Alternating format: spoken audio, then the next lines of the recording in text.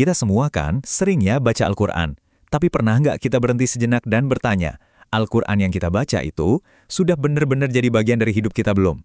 Nah, dalam beberapa menit ke depan, yuk kita coba dalamin bareng-bareng gimana caranya mengubah Al-Quran dari yang tadinya cuma bacaan jadi kompas sejati di setiap langkah kita.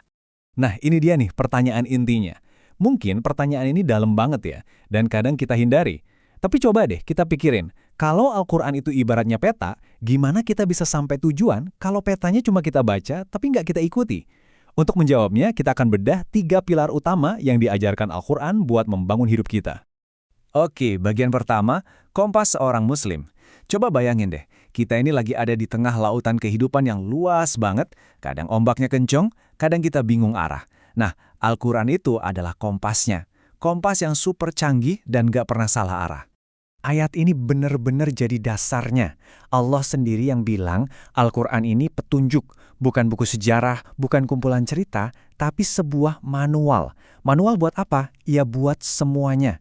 Mulai dari cara kita kerja, cara kita jadi orang tua, sampai gimana kita ngadepin masalah. Itu fungsi utamanya. Dan petunjuk ini tuh nggak ngawang-ngawang loh. Ia dibangun di atas 3 pilar yang kokoh banget, kayak pondasi sebuah bangunan. Setiap pilar ini nopang aspek yang beda-beda dalam hidup kita. Yuk kita lihat pilar yang pertama. Pilar pertama adalah akidah.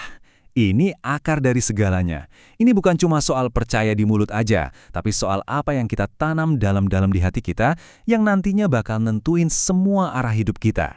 Cuma beberapa kata, tapi ini mengubah segalanya. Katakanlah, dialah Allah yang Maha Esa. Inilah inti dari akidah, yaitu tauhid. Konsep ini tuh sebenarnya membebaskan kita. Membebaskan kita dari menyembah hal-hal lain, entah itu uang, jabatan, atau bahkan ego kita sendiri. Dan bikin hidup kita fokus ke satu tujuan yang paling hakiki. Jadi, akidah itu ibaratnya jangkar kapal kita. Di tengah badai kebingungan zaman sekarang, keyakinan inilah yang bikin kita tetap stabil, nggak goyah dan nggak kebawa arus. Tanpa jangkar yang kuat ini, 2 pilar berikutnya nggak akan punya tempat buat berpijak. Oke, akidah kan adanya di dalam hati, ya. Terus gimana cara kita mengekspresikannya? Nah, disinilah pilar kedua masuk, ibadah. Ibadah ini jembatan yang menghubungkan kita secara langsung dengan Sang Pencipta.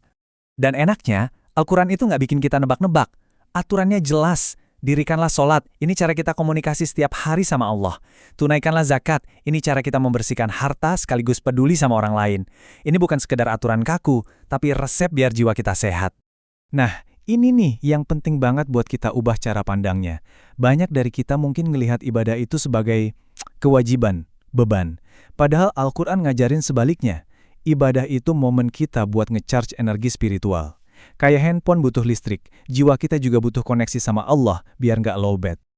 Oke, kita udah punya keyakinan yang kuat di hati. Udah punya koneksi spiritual lewat ibadah. Terus apa? Apa hasilnya? Nah, pilar ketiga inilah buahnya, akhlak. Akhlak itu cerminan dari iman dan ibadah kita dalam kehidupan sehari-hari.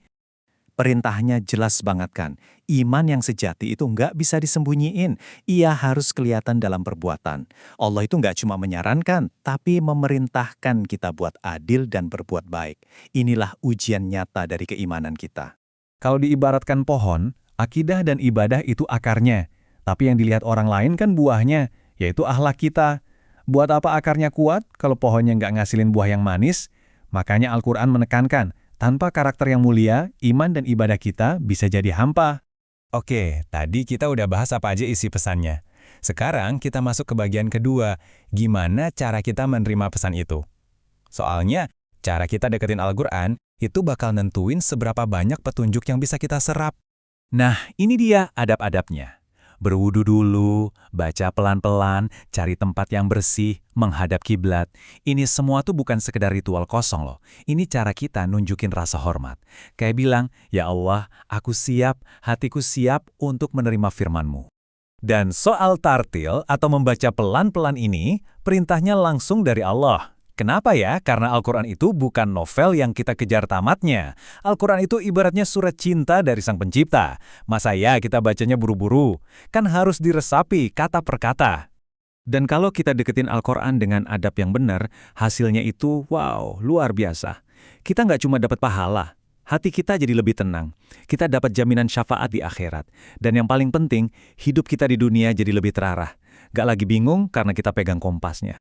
Oke, teorinya udah dapat, keutamaannya juga udah tahu. Sekarang, bagian paling menentukan nih, gimana mulainya? Gimana cara kita mengubah semua ini dari sekedar info di kepala jadi aksi nyata? Mulai hari ini juga. Coba deh kita lihat perbandingan ini. Ada dua jalur nih. Al-Quran dalam hidup kita itu cuma berhenti di lisan aja, sebagai bacaan atau ritual sesaat, atau ia udah bener-bener sampai ke kehidupan kita, jadi kompas permanen yang mengubah tindakan kita. Yuk kita sama-sama jujur sama diri sendiri. Selama ini, kita lebih sering ada di kolom yang mana ya? Ini pertanyaan buat kita semua. Buat direnungin baik-baik. Bacaan Al-Quran kita itu udah beneran ngefek belum sih ke cara kita ngomong, cara kita bersikap, atau cara kita ngambil keputusan sehari-hari? Tenang aja, perjalanan ini nggak harus dimulai dengan langkah besar kok. Mulai dari yang kecil tapi konsisten. Coba deh, luangkan 10 menit aja. Niatin buat paham satu ayat aja tiap hari. Terus, coba lakuin satu hal kecil dari ayat itu. Simpel kan? Siapapun bisa. Mulai hari ini. Karena pada akhirnya intinya tuh di sini. Yang benar-benar bisa ngubah hidup kita itu bukan seberapa banyak juz yang kita khatamkan, tapi seberapa dalam kita mengamalkannya. Semoga obrolan singkat kita ini jadi langkah awal buat kita semua untuk membuka Al-Quran. Bukan cuma dengan lisan, tapi dengan seluruh hidup kita. Terima kasih.